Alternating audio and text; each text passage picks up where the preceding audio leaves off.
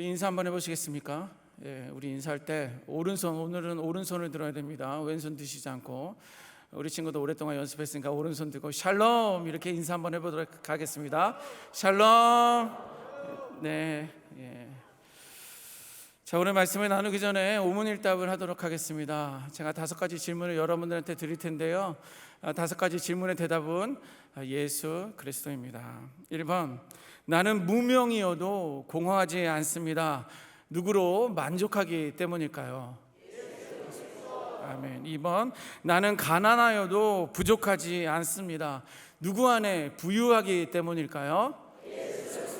아멘. 3번, 나는 고난 중에도 이겨낼 수 있습니다. 누구의 계획을 믿기 때문일까요? 4번, 나는 실패하여도 일어설 수 있습니다. 누구 안에 승리가 있기 때문일까요? 5번, 그러면 나는 누구로 충만한 자일까요? 아멘. 저는 2019년부터 우리 호산학교에서 사랑부를 섬기고 있습니다. 오늘도 말씀을 나누기 전에 오문일답을 했는데요. 그 오문일답에 대해서 왜 이렇게 김일구 목사는 오문일답을 하나 이렇게 궁금해하시는 분들이 계셔서 오늘 그 비밀을 알려드리겠습니다. 25년 전으로 흘러내려갑니다. 오래 됐죠. 25년 전쯤에 대학생들을 대상으로 하는 그 청년 집회가 있었습니다. 집회 장소는 인천에 있는 한 대학교 운동장이었습니다. 그날은 비가 많이 내렸고요. 집회에 참석한 사람들은 우비를 입고 또 우산까지 들고 운동장에서 이제 예배를 집회를 하고 있었습니다. 그때 강사는 CCC 대표이신 김준곤 목사님이셨는데, 목사님께서 오늘 저처럼 여러분들에게 그 청년들에게 몇 가지 질문을 하셨습니다. 질문은 정확히 기억이 나지 않습니다. 25년 전 일을 제가 어떻게 기억을 합니까? 그런데 한 가지 그 대답은 생각이 났습니다. 그것은 예수 그리스도였습니다. 그곳에 모인 수천 명의 청년들은 예수 그리스도의 이름을 외치며 선포하는 그런 시간이었습니다. 저 역시 비를 맞으며 예수 그리스도를 목청껏 외쳤던 그런 기억이 있습니다. 예수 그리스도를 간절히 부르짖는 제 눈에는요, 어느덧 뜨거운 눈물이 흐르고 있는 것을 발견하게 됐습니다. 여러분, 우리 삶의 정답은요, 어떠한 의심의 여지 없이 예수 그리스도인 줄 믿습니다. 예수 그리스도는 이렇게 저에게 늘 가까이 계시며 제 삶을 다스리고 계셨습니다. 이제 오문일답을 시작한 지 이제 6년 정도가 됐습니다. 특히 제가 섬기는 우리 사랑부 친구들에게 어떻게 하면 복음의 핵심 또 한 가지를 심어주어야 할까라고 이렇게 고민하다가 이제 그때 당시에 백문일답이었습니다. 김중근 목사님은 백문일답이었는데 제가 95개는 빼고 이제 오문일답만 해서 우리 친구들에게 예수 그리스도를 고백하게 해야 되겠다 이렇게 생각을 합니다. 오늘도 여러분들 보셨을지 모르겠지만 이쪽에 앉아있는 우리 친구들의 그 예수 그리스도의 고백 소리를 아마 여러분들 들으셨을 것입니다. 그래서 이전에 섬기던 ANC 오늘교회에서 처음 그 오문일답을 시작하게 되었고, 지금 매주 우리 호산나교회에서 예수님께서 우리 사랑부 친구들의 삶을 다스려 주시도록 또 주인 되신 예수 그리스도를 예배 시간마다 선포하고 있습니다. 그런데 한 가지 더 고백하는 것이 있습니다. 한번 여러분들 따라해 보시겠습니까? 예수님을 알고 예수님을 고백하고 예수님처럼 살겠습니다. 아멘. 늘 이렇게 사시는 저와 여러분들이 되시기를 주님의 이름으로 축원합니다. 자, 오늘 본문의 배경은요, 사도행전 16장입니다. 오늘 읽지는 않았지만 16장 4절 5절 말씀에 보면 성령님께서 무엇인가를 막았다 이런 본문이 나옵니다. 이제 바울과 실라가 아시아 지역으로 복음을 전하라고 가고 있는데, 거기 말씀 보니까 성령님께서 그 길을 막았다라고 이렇게 기록하고 있습니다. 그래서 그들은요, 방향을 바꾸어서 빌립보를 향하게 됩니다. 바울과 실라는 그곳에서 며칠을 먹으며 복음을 전하기도 하고요, 또 세례를 베푸는 그런 일들을 하기 시작했습니다. 그러나 어느 날 바울과 실라가 기도처로 기도를 하기 위해서 이제 가고 있습니다. 기도를 하러 가고 있었던 중에 귀신 들려 점을 치는 한 여종을 이제 만나게 되는 거예요. 그런데 그 여종은 얼마나 영빨이 있었는지, 여러분들 영빨은 전문 용어인데 이 사단에게도 그런 영빨이 좀 있는 것 같습니다. 얼마나 그 귀신 들린 여종에게 영빨이 있었는지 그 주인들에게 큰 이익을 주는 사람이었다라고 성경은 기록하고 있습니다. 그게 무슨 말입니까? 큰 이익을 주었다는 말은 귀신 들려서 점을 치는 여종을 앞서요 돈을 많이 거둬들였다라는 그런 뜻이에요. 그런데 그 귀신 들린 여종이 보여준 특이한 행동이 또 하나 있습니다. 바울과 실라를 따라다니면서 큰 소리로 외치는 것들이 있었어요. 사도행전 16장 17절 말씀 보니까 그가 바울과 우리를 따라와 소리질러 이르되 이 사람들은 지극히 높은 하나님의 종으로서 구원의 길을 너희에게 전하는 자라, 이렇게 외치면서 따라다녔다라는 거예요. 그 귀신 들린 여종은 바울과 실라를 가리키면서 이 사람들은 여러분들에게 구원의 길을 전하고 있습니다 라고 이야기하고 있습니다. 그리고 가장 높으신 하나님의 종들입니다 라고 외치면서 바울과 실라를 따라다녔다라는 거예요. 여러분, 바울과 실라를 따라다니면서 그 귀신 들린 여종이 하는 말이 진리를 말하고 있습니까? 거짓을 말하고 있습니까? 네? 이건 일답이어야 되는데 이쪽은 진리라고 그러고 이쪽은 약간 거짓이라고 하고. 다시 한번, 여러분들, 구원의 길을 증거하고 있습니다, 가장 높으신 하나님의 이름을 전하고 있어요 라고 말했는데 그게 거짓이에요, 진리예요? 왜 진리예요? 예, 진리를 말하고 있습니다. 그 여종은요, 점도 잘 쳐서 주인들에게 돈도 많이 벌어다 주는 사람이었습니다. 하나님의 종들을 제대로 건강하게 알아보고 있었습니다. 심지어 그들이 구원의 길을 전하고 있다라고 명확하게 그들이 뭘 말하는지 뭘 전하는지 제대로 알고 있었던 사람입니다. 심지어 동네방네 소문을 내며 바울과 실라를 따라다니면서 바울과 실라의 사역을 돕고 있는 듯 했습니다. 자, 그런데 그 귀신 들린 여종은요, 사역을 방해하고 있었던 것입니다. 그녀가 진리를 말하고는 것처럼 보이지만 사실 그녀는 사단의 지배를 받고 있었기 때문입니다. 사단에 의해 조종당하고 있었던 것입니다. 그래서 바울과 실라를 따라다니며 말하는 그녀의 행위의 의도는 불순 그 자체였던 것입니다.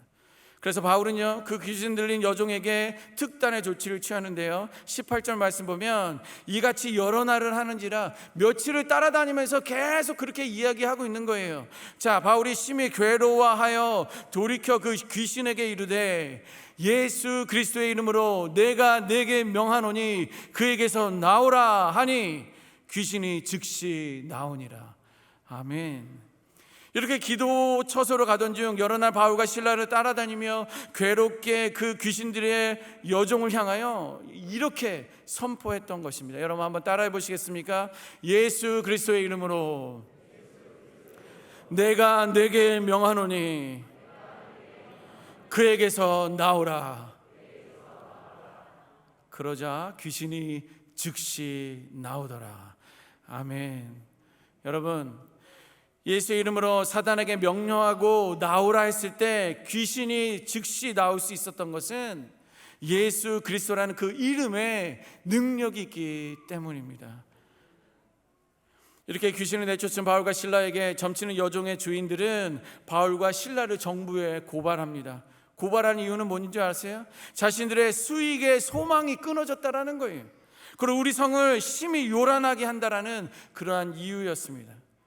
그러자 관리들은 이렇게 이야기합니다. 22절에 보니까 바울과 실라의 옷을 찢어 벗기고 매로 치라 이렇게 명령을 합니다. 23절 보니까 그를 옥에 가두고 간수에게 든든히 지켜라 이렇게 명령합니다. 24절 보니까 결국 바울과 실라는 깊은 감옥에 갇히게 되고 그들의 발에는 착고가 든든히 채워지게 됩니다.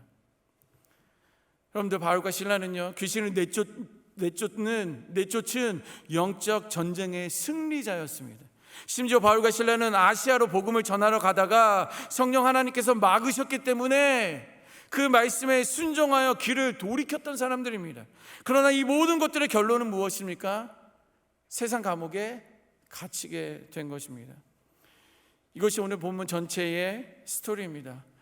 분명히 오늘 말씀을 통해서 우리들에게 주시는 메시지와 교훈이 있을 텐데 그것이 무엇인지 오늘 함께 나누기를 원합니다.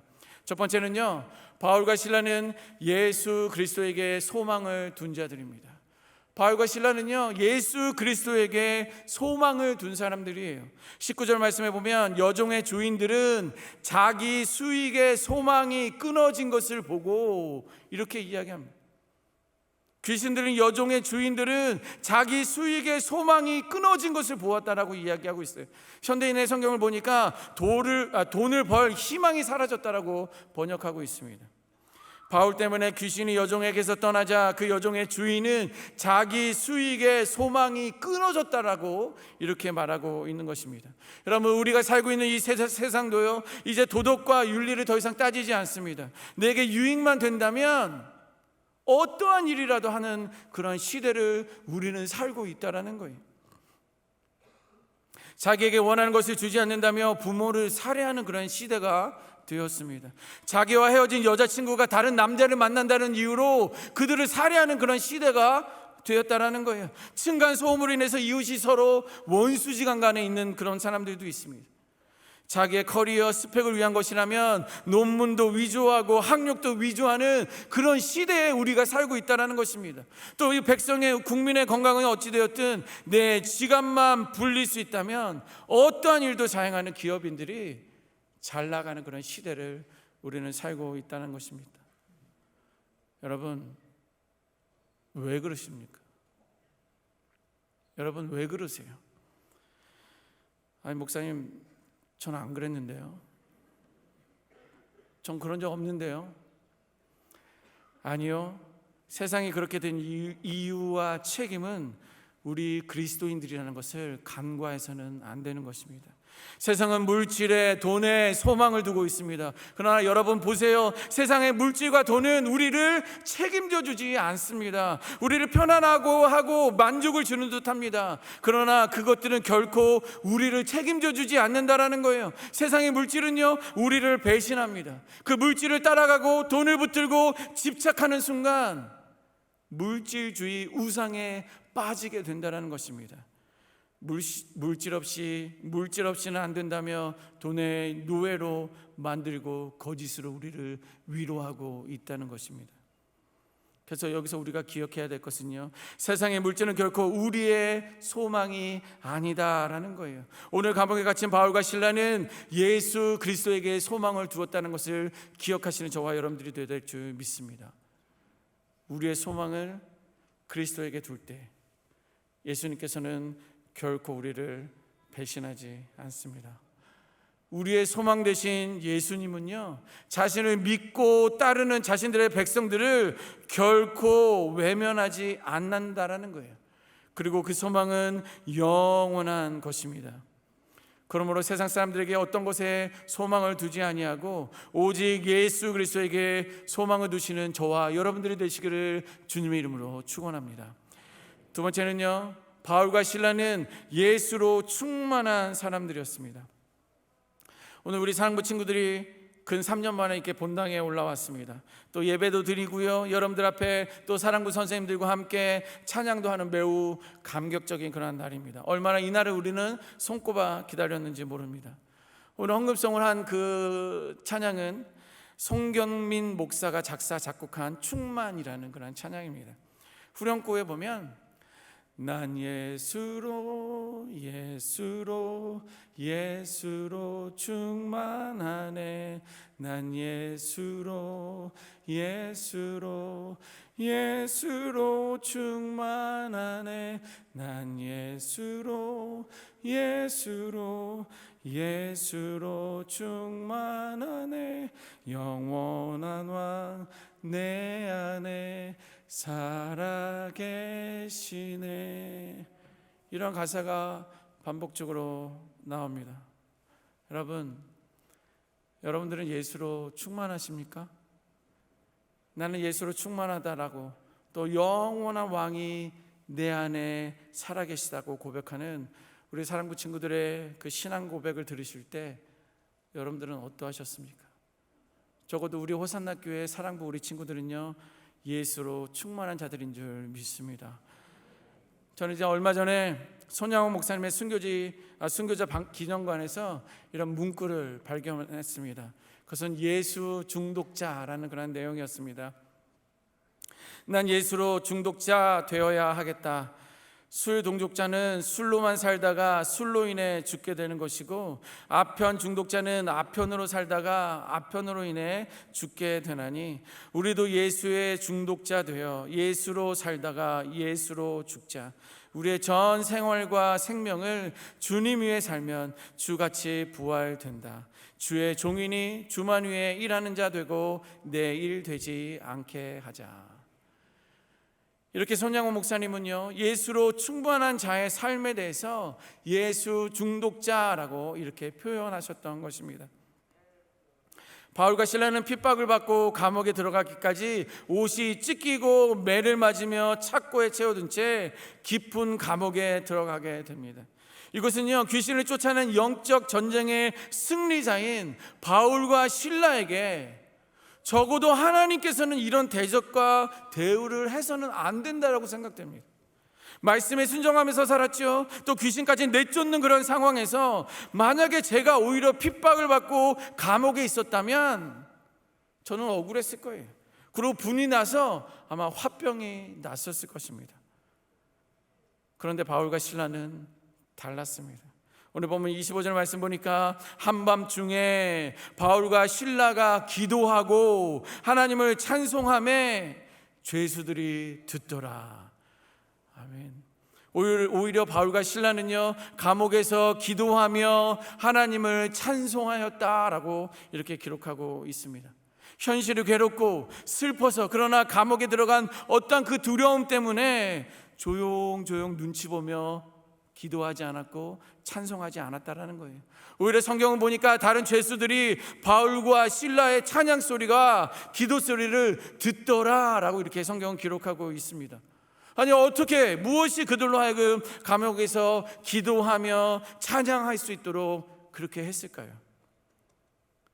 바울과 실라는 예수로 미쳤기 때문입니다. 이 미쳤다는 말은 내가 강단해서 이렇게 해도 될지 모르겠습니다. 그런데 분명히 바울과 실라는요, 예수로 미쳤기 때문입니다. 그들이 예수로 미친 이유는요, 예수로 충만했기 때문입니다. 그리고 그들은 손양호 목사님의 표현처럼 예수로 중독되었기 때문입니다. 예수로 충만하고 예수로 미치고 예수로 중독된 사울과 실라는 육신의 몸은 감옥에 있더라도, 온갖 핍박을 받았을지라도 그들의 마음까지 감옥에 가둘 수는 없었다라는 것입니다. 그래서 저와 여러분들도 그리 되어야 될 줄 믿습니다. 여러분 한번 따라해 보시겠습니까? 나도 예수 그리스도로 충만하자. 우리 가정도 예수로 충만하자. 우리 호산나 교회도 예수로 충만하자. 아멘. 여러분, 충만이라는 상태가 어떤 상태인지 아십니까? 충만이라는 그런 상태는 꽉 차가지고 다른 것이 들어올 틈도 없는 상태를 충만한 상태다라고 표현하고 있습니다. 그런데 아주 만약에 저와 여러분들이 예수로 충만하지 않으면 어떤 일이 있을까라는 이런 의구심이 들었습니다.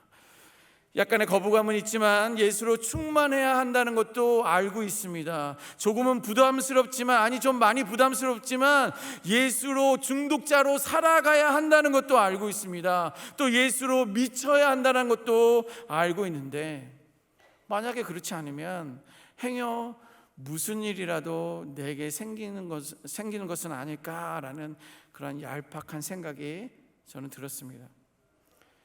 저처럼 이렇게 생각하시는 분들 혹시 계십니까? 여러분들은 주를 따르는 삶과 세상의 삶을 사이에 두고 적당히 밀당하면서 살아보시겠다라는 양다리 걸친 그런 수법으로 살고 계신 분들입니다. 여러분들 자 보세요. 성경이 이것에 대해서 충만하지 않을 경우 뭐라고 기록하는지 한번 읽어보겠습니다. 요한복음 13장 2절입니다. 시작. 마귀가 벌써 시몬의 아들 가룟 유다의 마음에 예수를 팔려는 생각을 넣었더라. 우리 이어서 요한복음 13장 27절 읽습니다. 시작. 조각을 받은 후 곧 사탄이 그 속에 들어간지라. 이에 예수께서 유다에게 이르시되 내가 하는 일을 속히 하라 하시니. 여러분들 잘 아시는 것처럼 가룟 유다는요, 예수님의 12 제자 가운데 한 사람입니다. 그는 3년 동안 예수님과 동고동락했던 사람입니다. 천국 복음을 늘 들었던 사람이고요, 또 수많은 기적을 일으킨 그 현장에도 늘 있었던 그런 사람입니다. 그리고 임마누엘, 늘 예수님과 동행했었던 그런 제자 가운데 하나입니다. 하지만 그는 예수로 충만하지 않았습니다. 예수님을 따르는 제자였지만, 천국 복음을 매일 들었지만, 온갖 예수님의 기적을 체험했을지라도 예수로 충만하지 않은 그 빈 공간으로, 예수로 충만하지 않은 그 빈 공간으로, 사단은 그 빈 공간으로 가룟 유다에게 들어간 것입니다. 이것이 바로 우리가 예수로 충만해야 하는 이유인 것입니다. 사단은요, 우는 사자와 같이 집요하게 우리를 집어삼키려고 호시탐탐 오늘도 하나님의 사람들을 노리고 있기 때문입니다.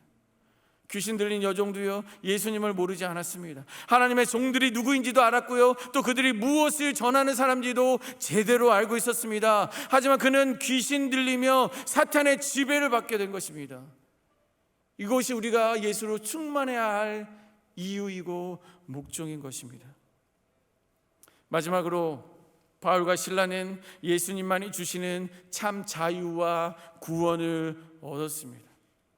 바울과 실라는요, 예수 그리스도로 인해 참 자유와 구원을 늘 누리며 살았던 사람입니다. 옥중에서도 바울과 실라는 어떻게 그렇게 찬양하고 기도를 할 수 있었을까요? 여러분들, 바울이 어떤 사람인 줄 알잖아요. 예수 믿는 사람들을 결박하며 핍박하며 감옥에 가두던 그런 일들을 하고 있었던 사람이에요.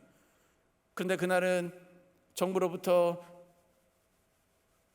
명령서를 받고 와서 그리스도인들을 핍박하고 잡아가두기 위해서 원정을 떠나는 날이었습니다. 다메섹으로 향하던 중에 다메섹 도상에서 예수님을 만나게 됩니다. 그 이후로 하나님께서는 이렇게 그를 소개하고 있습니다. 이방인과 임금들과 이스라엘 자손들에게 전하기 위한 택한 나의 그릇이다.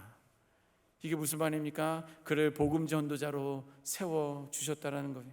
그 이후로 복음 전하는 자를 핍박하던 자에게서 복음 전하는 자로 변화된 바울에게 감옥은 더 이상 감옥이 아니었습니다. 그는 어디에 있으나 복음을 전할 기회로 삼았다라는 것입니다. 그날도 감옥에서 늘 하던 대로 하나님을 찬양하고 그냥 기도를 했을 뿐입니다. 이미 그들은 참 자유와 구원을 얻은 자들이었기 때문에 감옥이라는 곳은 복음을 전할 수 있는 그냥 다른 장소였을 뿐이에요. 그들의 마음은 참 자유와 샬롬 그 자체였기 때문입니다. 자, 그런데 여러분, 바울이 감옥에서 드렸던 기도는 무슨 기도일까? 여러분들 궁금하지 않습니까? 감옥에서 풀려나게 해달라는 기도는 아니었을 것입니다. 하나님, 나를 이 감옥에서 좀 풀어나게 해주세요. 좀 더 자유롭게 해주세요. 복음을 마음껏 더 전하고 싶습니다. 이런 기도를 하지 않았을 거예요. 오히려 주의 뜻을 구하며 감옥에서도 주의 사명을 감당하기 위한 기도였을 것입니다.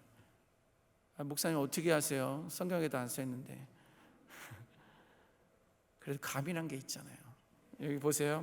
갑자기 지진이 났을 때도, 또 옥문이 열렸을 때도, 착고가 풀렸음에도, 도망갈 기회가 있었음에도 그들은 도망가지 않았기 때문입니다. 바울과 실라가 감옥에서 나갈 수 있도록 기도했다면, 지진이 나고 감옥 문이 열렸을 때 하나님이 응답하셨구나, 할렐루야 라고 하고 감옥을 뛰쳐나갔을 것입니다. 왜? 하나님, 내가 기도에 응답을 하셨는데 당연히 나가야죠. 하지만 바울과 실라는요, 지진으로 인해 감옥문이 열리자 오히려 두려워 떨고 자결하려는 간수에게 복음을 전합니다.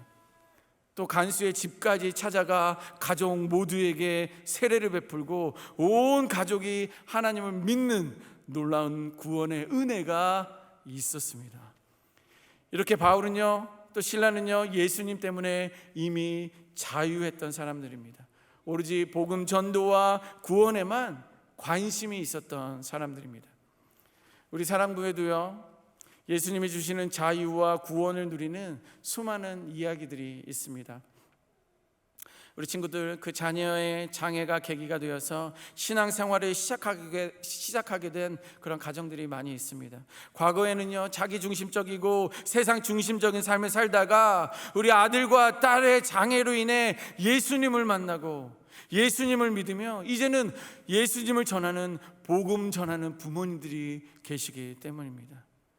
또한 장애 자녀를 키우다 보면 외롭고 지치고 원망스럽고 때로는 억울하고 자존심 상하는 이들이 너무도 많이 있습니다. 그래서 우리 부모님들 입술에는 미안합니다, 죄송합니다 늘 입에다 달고 계시는 분들이에요. 그래서 그것이 힘들어 이사를 가시는 분들도 계시고요, 심지어 이민까지 가시는 그런 사람들도, 가정도 보았습니다. 그러나 하나님을 만나고 이제는 하나님이 주시는 샬롬의 은혜를 누리며 살아가는 우리 부모님들도 보았습니다. 여러분, 세상은 여전히 보이는 물질에 또 돈에 건강이 소망이 되어 살아갑니다. 그래서 돈이 있으면 즐겁고 행복하다가도 돈도 없고 건강도 잃으면 불안하고 극단적인 생각까지 갖는 죄악된 우리들의 모습을 보게 됩니다. 하지만 이제부터 우리에게 소망은 예수 그리스도가 되시기를 주님의 이름으로 축원합니다. 그리고 이 소망에 예수님을 붙들기 위해 예수로 충만한 자가 되시기를 부탁드립니다. 우리가 예수로 충만할 때 우리는 과거의 연약함으로 죄악으로 돌아가지 않습니다. 예수로 충만한 우리에게 어떠한 죄의 모양까지도 우리를 침범하지 못할 것입니다. 그리고 이제는 예수님이 주시는 참 자유와 그 구원의 은혜를 누리실 수 있는 저와 여러분들이 되시기를 축원합니다. 이것이야말로 하나님의 자녀로 살아가는 행복이기 때문입니다. 세상이 줄 수 없는 은혜요, 세상이 줄 수 없는 평안인 것입니다. 세상 어느도 줄 수 없는 하나님의 주시는 그 사랑을 누리며 예수로 승리한 삶을 살아가시는 저와 여러분들이 되시기를 주님의 이름으로 축원합니다.